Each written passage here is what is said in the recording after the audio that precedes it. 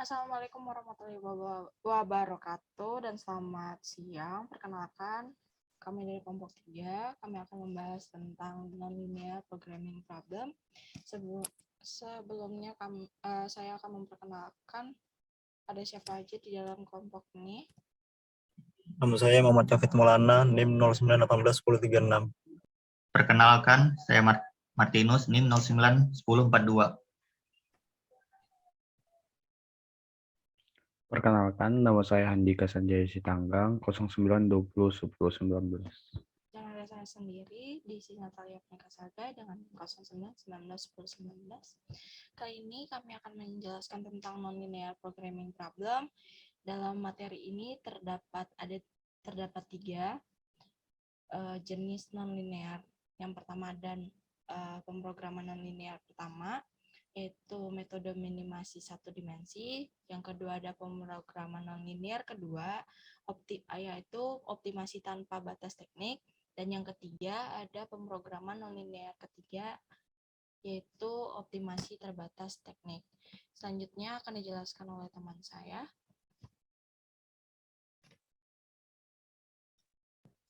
Pemrograman non-linear 1, metode minimasi satu dimensi. Lanjut. Pengertian. Dalam bab 2 kita melihat bahwa jika ekspresi untuk fungsi tujuan dan kendala cukup sederhana dalam hal variabel desain, metode klasik optimasi dapat digunakan untuk memecahkan masalah. Di sisi lain, jika masalah optimasi melibatkan fungsi tujuan dan atau kendala yang tidak dinyatakan sebagai fungsi eksplisit dari variabel desain atau yang terlalu rumit untuk dimanipulasi, kami tidak dapat menyelesaikannya dengan menggunakan metode analitik klasik. Contoh berikut diberikan untuk menggambarkan kasus di mana kendala tidak dapat dinyatakan sebagai fungsi eksplisit dari variabel desain.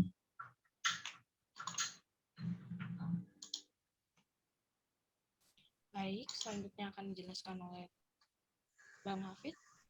Saya persilakan. Kemudian ada pemrograman non-linear 2, optimasi tanpa batas teknik.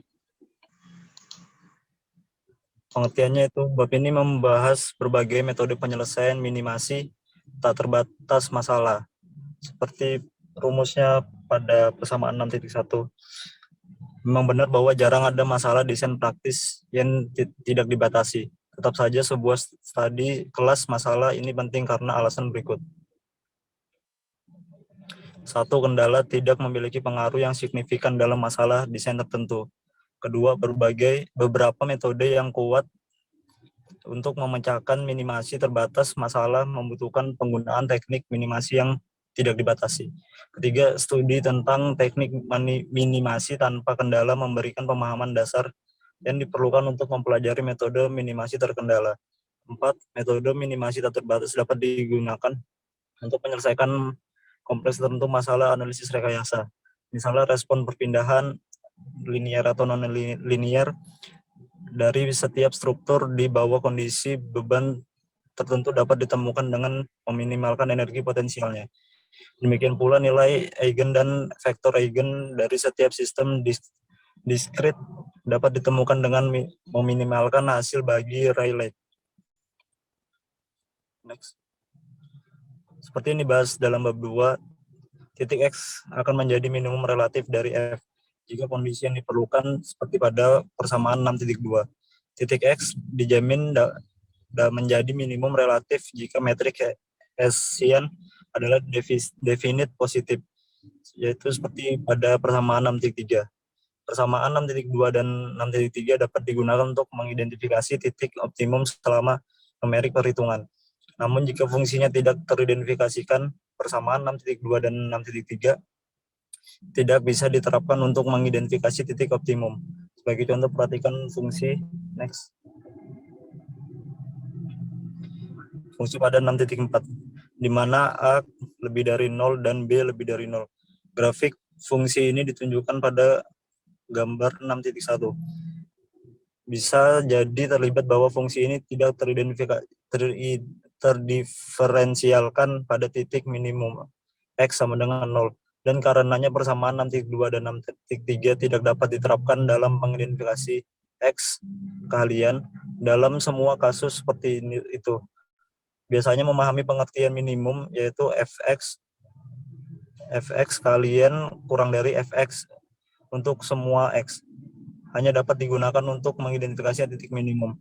Contoh berikut mengilustrasikan perumusan masalah analisis tipikal sebagai masalah minimisasi yang tidak dibatasi. Baik, selanjutnya akan dijelaskan oleh Andika. Saya persilakan. Pemrograman non-linear 3, yakni optimasi terbatas teknik. Pengertiannya, bab ini membahas teknik-teknik yang dapat diterapkan pada solusi dari kendala-kendala masalah pengoptimalan, yakni temukan X yang meminimalkan Fx pada subjek GJ, X lebih kecil sama dengan 0, Y sama dengan 1, 2, dan seterusnya.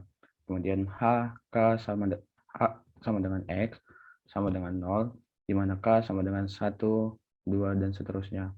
Ada banyak teknik yang tersedia untuk solusi dari masalah pemrograman non-linear terbatas. Semua metode dapat diklasifikasikan ke dalam dua kategori besar, yakni metode langsung dan metode tidak langsung.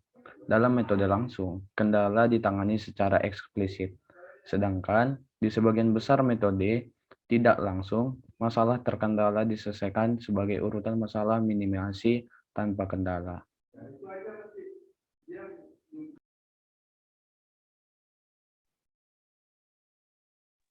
Baik, saya akan menjelaskan contoh soal nomor 1.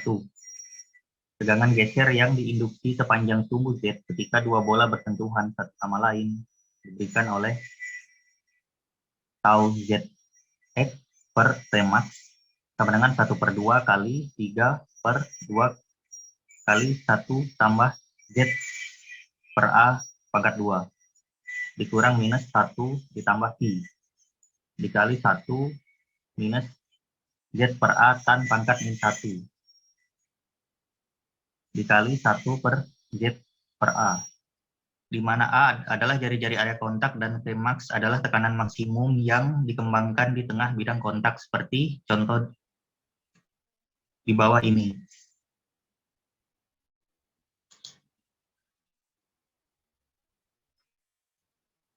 Di mana F adalah gaya kontak, E1 dan E2 adalah modulus Young dari dua bola, P dan P2 adalah rasio Poisson dari dua bola, dan D1 dan D2 diameter bola dua bola. Dalam banyak aplikasi praktis, seperti bantalan bola, saat kontak beban F besar, retak berasal dari titik tegangan geser maksimum dan menopang permukaan, menyebabkan kegagalan fatik untuk menemukan hasil retakan.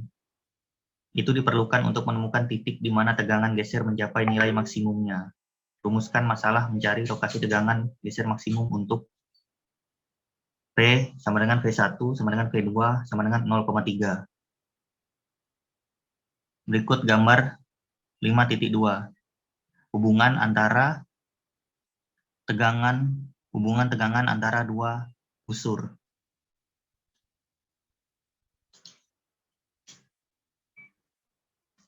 Lanjut.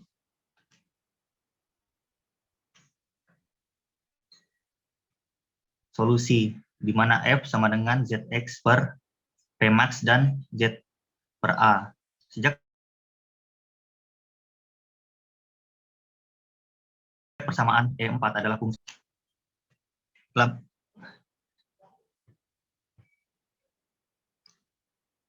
Penerapan kondisi yang diperlukan untuk maksimum F. Sorry, itu apa? Lambda kah?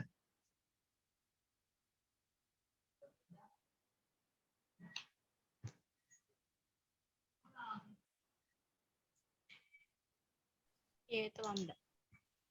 Lambda ya. Nanti ku edit videonya. Tempat adalah fungsi nonlinear, di mana F sama dengan Zx per Pmax dan Z per A.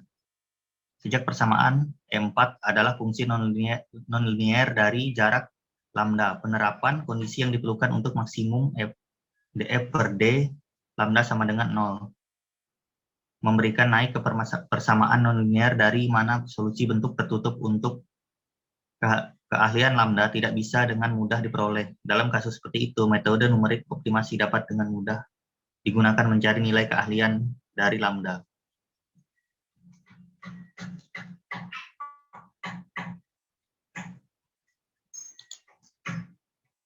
Filosofi dasar dari sebagian besar metode numerik optimasi adalah untuk menghasilkan urutan pendekatan yang ditingkatkan ke optimasi sesuai dengan skema berikut. 1. Mulailah dengan titik uji coba awal X1. 2. Temukan arah yang cocok SI sama dengan 1 untuk memulai. Yang menunjuk pada umumnya arah yang optimal. Temukan panjang langkah yang sesuai lambda I untuk gerakan sepanjang arah SI. Dapatkan pendekatan baru XI tambah 1 sebagai X1 tambah 1 sama dengan XI tambah lambda kali SI. 5. Uji apakah XI tambah 1 optimal. Jika XI tambah 1 optimal, hentikan prosedur. Jika tidak, atur I sama dengan I tambah 1 baru dan ulangi langkah kedua, dan seterusnya.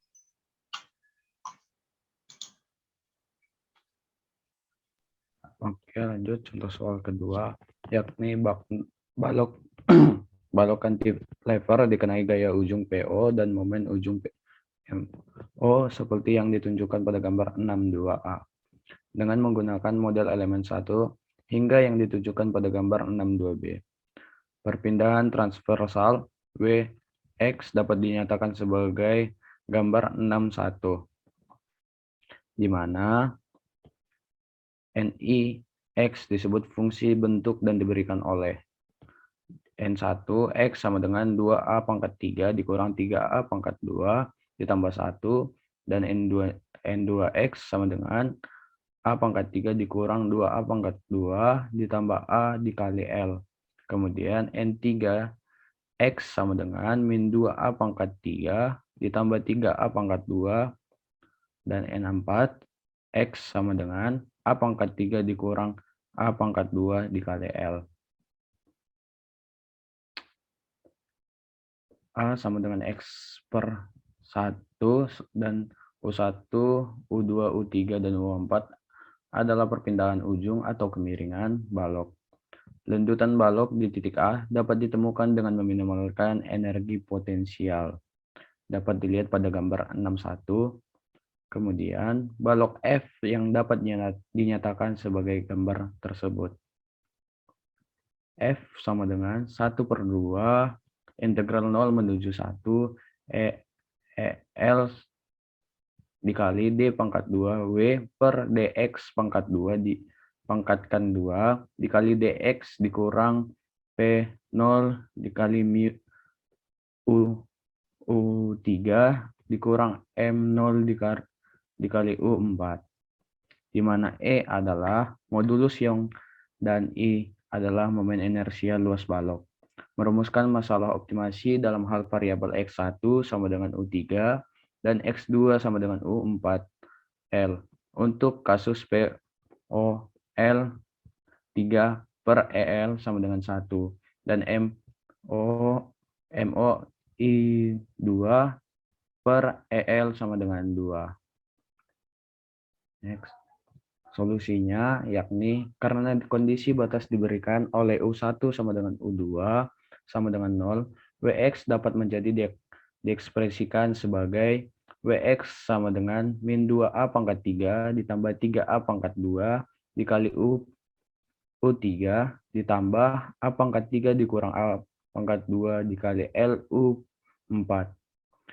Yang seperti itu, D pangkat 2 W per DX pangkat 2 sama dengan 6U3 per L pangkat 2 dikali min 2A ditambah 1 ditambah 2U pangkat 2U4 per L dikali 3A dikurang 1.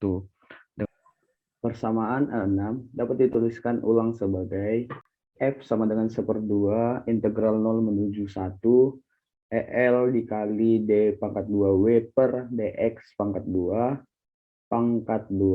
LDA dikurang P0 U3 dikurang M0 U4 sama dengan EL L per 2 integral 0 menuju 1 NU pangkat 3 per L pangkat 2 dikurang 2A ditambah 1 ditambah 2U4 per L dikali 3A dikurang 1 dipangkatkan 2 dikali DA dikurang P0U3 dikurang M0U4 sama dengan EL per L pangkat 3 dikali N6U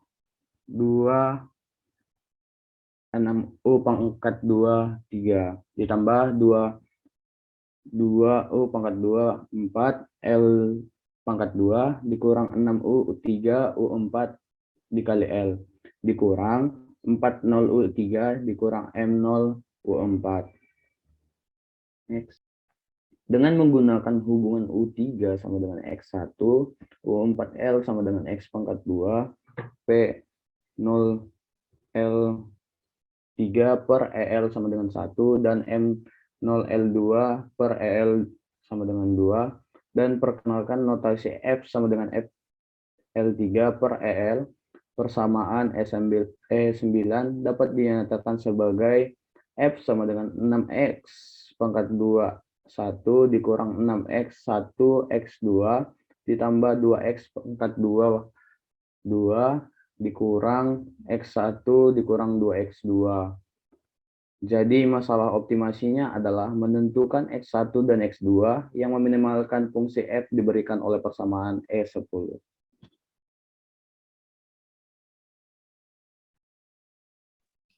Sekian dari kelompok 6. Mohon maaf jika ada kekurangan, baik dalam berkata atau dalam penyebutan lambang-lambang.